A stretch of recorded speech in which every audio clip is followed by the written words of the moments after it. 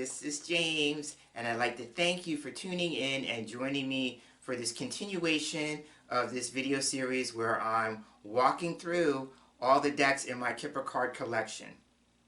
So this video series was actually a request from one of my viewers who asked me about all the different Kipper card decks in my collection and would I be willing to show them at some point. So if you're just landing here, if this is your first time in this series, or you're catching this installment of it, I should say, then there have been two parts of it beforehand that came before this. So I'll be leaving links to those installments in the description box below, or you could just visit my playlist on my channel page. And so this is number 3, and so the deck that I'm going to be showcasing is actually very important in my Kipper card journey. So this is the deck that made me, or helped me become more aware of the fact that Kipper as a system is very heavily reliant on directional cues and visual cues. So this deck is called the Days of Old Kipper. It is by Lynn Boyle, and I'll also be leaving information about how you can acquire the deck in the description box below if you fancy it after this walkthrough. So again, this holds a special place in my heart because of how I became more aware of the directional cues and visual cues in Kipper as a system. So without any further ado, let's get straight to it and get to the table and take a closer look at the Days of Old Kipper. And here we are with the deck on the table. And when I received this deck, it came shrink wrapped in plastic. It didn't come in a tuck box or a case or anything like that. So I purchased a velvet bag separately to hold the deck. So this is the title card. It has the name of the deck, the name of the creator, and there's a little note at the bottom that reads, "This deck has the directions and visual cues for Kipper as published circa 1890s. So there's a little story about the publication of Kipper and why we have two versions that offer two distinct directions and visual cues. And that is because the deck was originally published in the 1890s with a particular set of directions, and then it was republished again in the 1920s, excuse me. And at that time, somehow the plates were reversed in the printing process, and so the images that I would show you in this version are reversed in the 1920s. So that's how we have two different sets of visual cues and directions. There was a snafu in the printing process in the 1920s.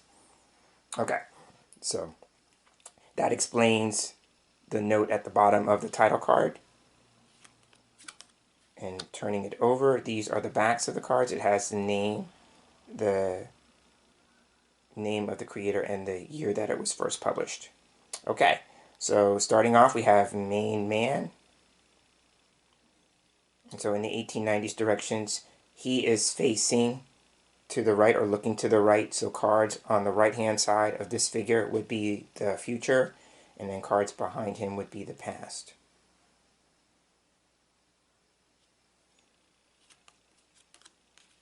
Next we have Main Woman. So she looks to the left, so that would be the future for her, any cards in front. And then the cards behind her would be the past. Now I will turn the first card back over just for a moment and note that there is a possibility for these two figures to be facing each other in a reading, which is what you'd like to see if you're doing a relationship reading. So that is Main Woman. The third card is Partnership. It's named Partnership. In traditional Kipper cartomancy, it's known as Marriage or State of Marriage.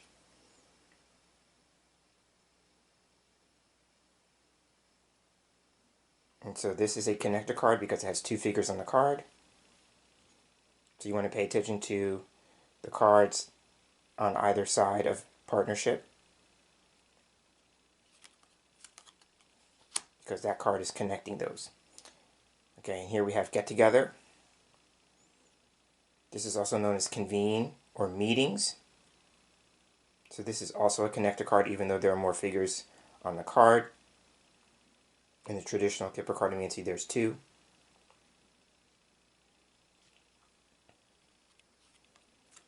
And then next we have the Good Gentleman. So this is an older man.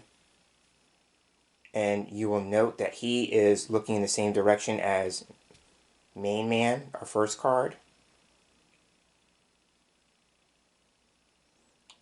So any card that's in front of him would be the future. Any cards behind him would be the past. And here we have the Good Lady, card number 6.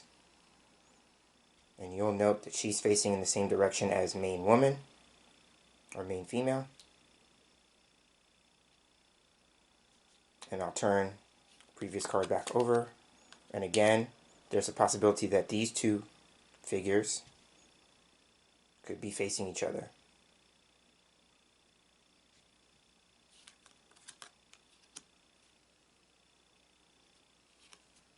Next we have the Good News card, also known as Pleasant Letter.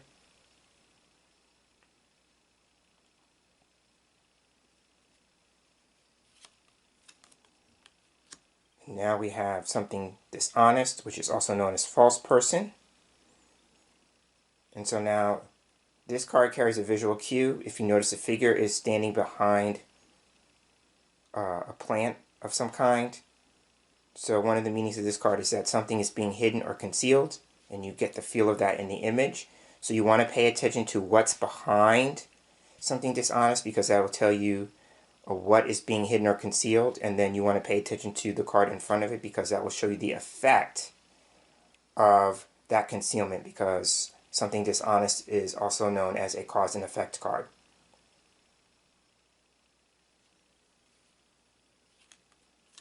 And then here we have something dishonest, another variation of this card.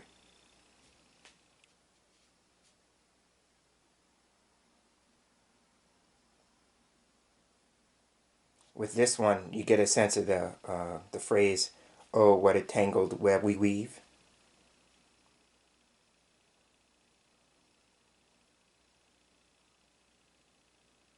And the web serves to kind of hide a little bit of what's going on in the image. But of the 2, I go with the first one. So that is something dishonest, also known as false person. Next we have a change. So you want to, as a visual cue, follow the movement of the vehicle, because that tells you more about the change taking place.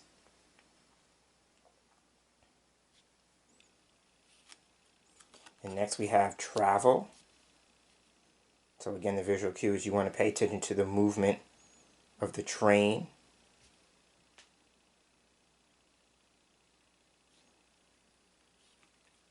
And there are 2 versions of that card in this deck.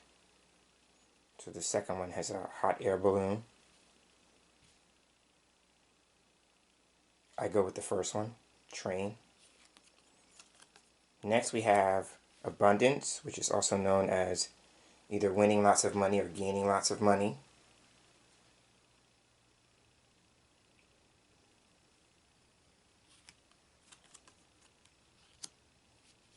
And then we have lucky young woman. This is also known as rich girl. And again, she faces to the left, just as the good lady and the main woman or main female before her. So you'll note in the 1890s version, all the female cards, the female character cards, are facing the same direction.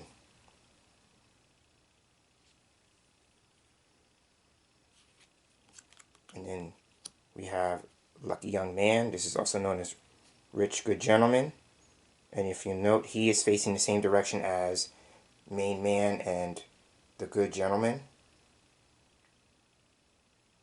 So again, there's a possibility of these 2 characters being able to face each other in a line or in a tableau.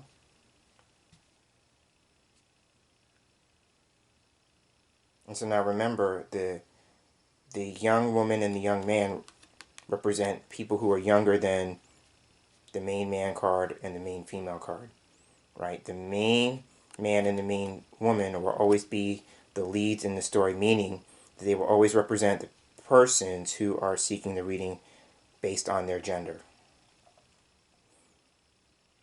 Okay, so now here we have sad news. Now sad news is a cause and effect card. You can clearly see on the image she has received some news that has upset her. So remember, this card is about sadness, disappointment, and upset. And like I said, you can really see the upset. So the cause and effect here is that you want to pay attention to the card that would be behind this card, or behind the figure in the card, because that would be the cause of the upset. And then the card in front of it would be the effect of the upset. So that is sad news. Next we have success in love.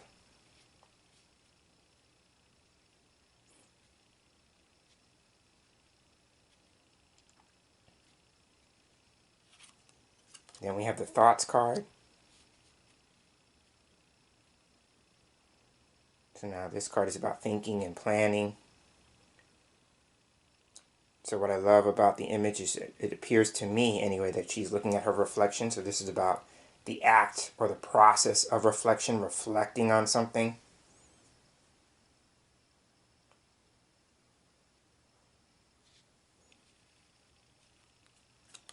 And here we have a gift. And so the visual cue here is that you want to pay attention, if you were doing a larger spread with rows of cards, you would want to pay attention to the card that's beneath a gift, because that would tell you more about the gift itself.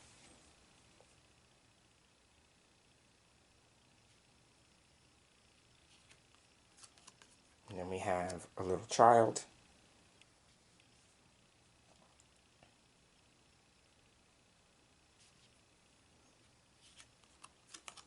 And then we have ending in loss.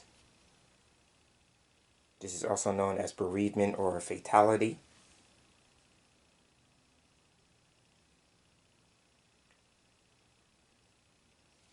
So this is a stop card. So it's like a period in a sentence.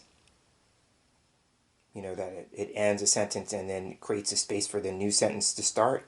So that's like a way I look at this to remember it's a stop card.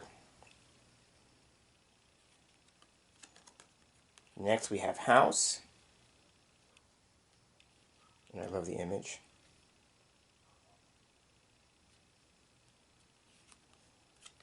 And then we move from house to living room. So living room, remember, is all about a smaller space, a room. It could be about privacy, intimacy. Whereas house could represent a house. This could represent an apartment.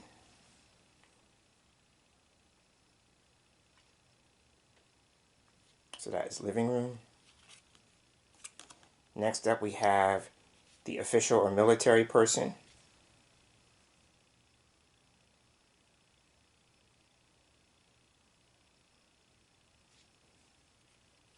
Moving on, we have court.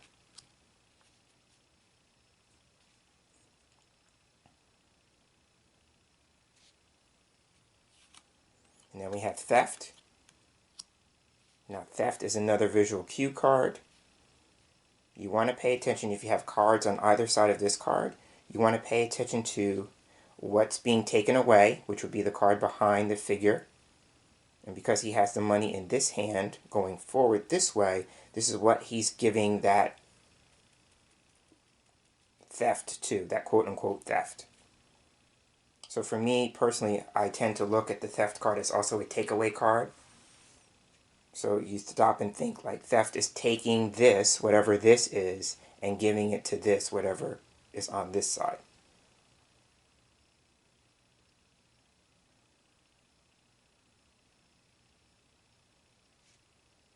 So that is the theft card. Next up we have high honors. And I love the image. I love that, that mustache.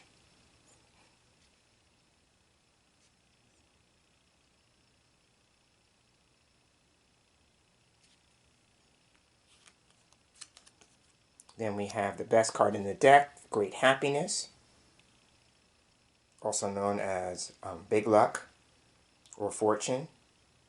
Typically it's depicted with Fortuna holding the cornucopia, so Lynn has just focused on the cornucopia aspect of the imagery.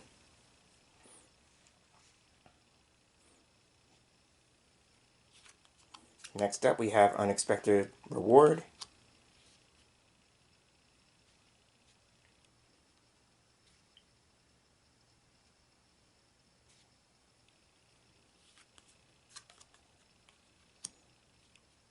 Expectation is next. And so this is another card that offers a visual cue. You want to pay attention to what is behind this card or behind the figure in the card, because expectation is also a cause and effect card. So this is the cause of the expectation. Now remember, expectation is about waiting. It's about anticipation, looking forward to something. So the card behind it would be the cause, what's leading up to this, and then the card in front of it would be the effect of the anticipation or the waiting or the need for patience.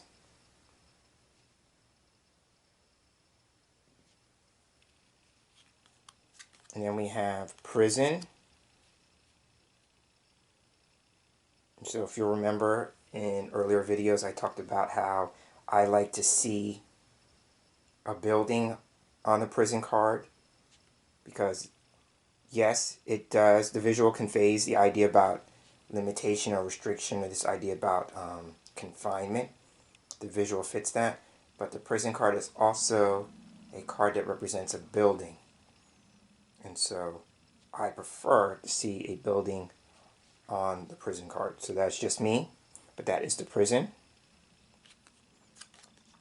Next up we have court person and or advisor. And so this is a connector card because there are two people on the card, so you want to pay attention to what's on either side of this card when it shows up.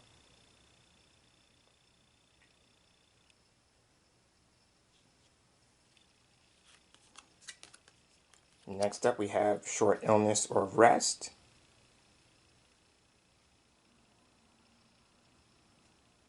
There's also another connector card because there's two people on the card. And because the figure's in a bed, this is a card that can talk about, besides sleep and rest, this is the sex card.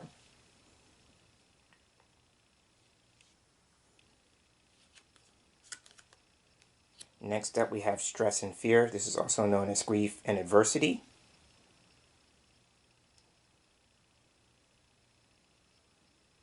So the image is very interesting with the multiple arms reaching out and touching the man, and he seems tied up.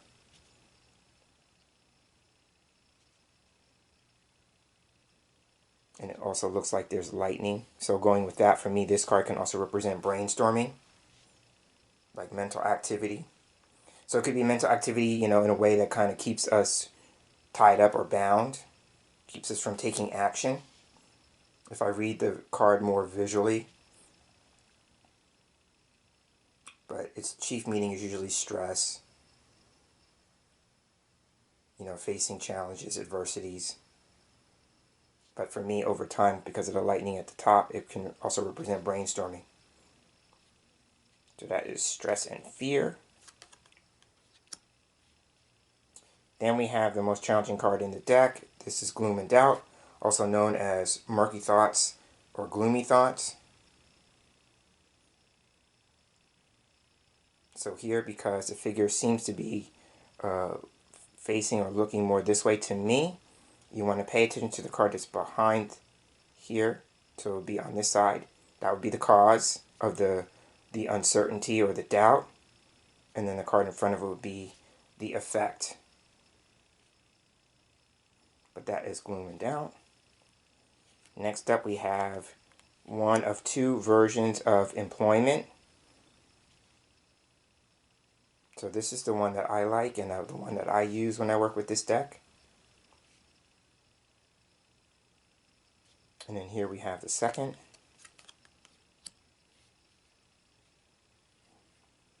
The second for me stresses the idea of, you know, someone who is skilled with their hands, someone who is crafty in terms of making crafts.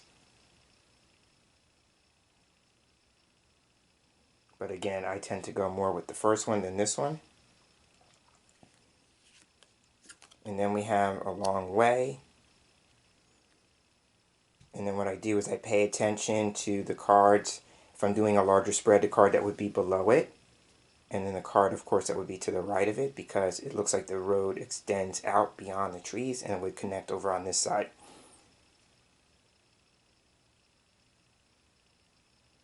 And then our final card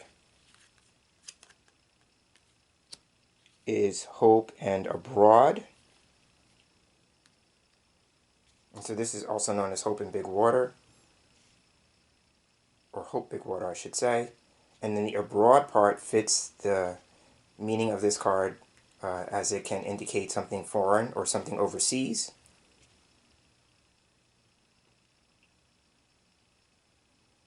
And that will conclude the walkthrough of the Days of Old Kipper.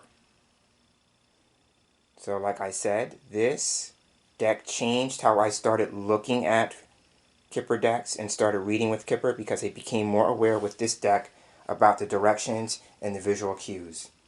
So while I personally don't use this deck as much, and the reason being is I work more with the deck that's going to be following this video installment, so look for that in the next installment, because it honors the directions and the visual cues too.